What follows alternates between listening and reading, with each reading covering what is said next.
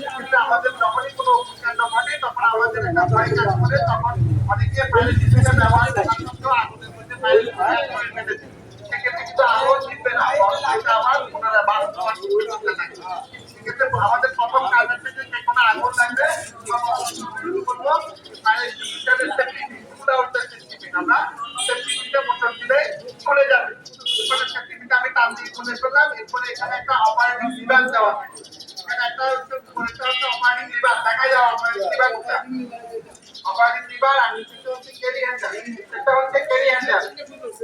Carry handle দেখাও।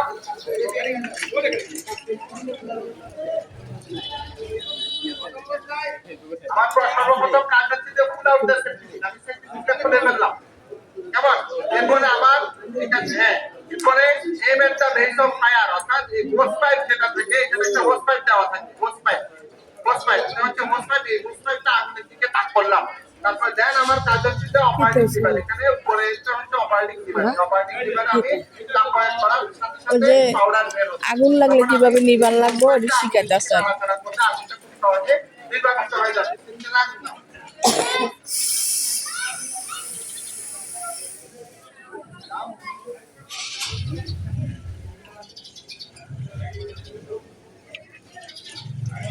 পারবো, ব্যবহার পারবো তো সবাই।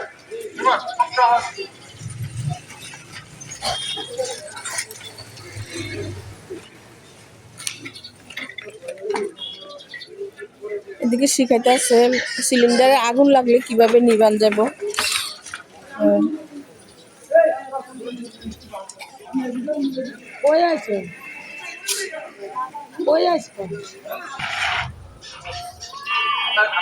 আমাদের অগ্নি নির্বাপন মহড়া সম্বন্ধে কিছু বলার জন্য আমি অত্র প্রতিষ্ঠানের বড় ডিরেক্টর মহোদয় অনুরোধ করছি।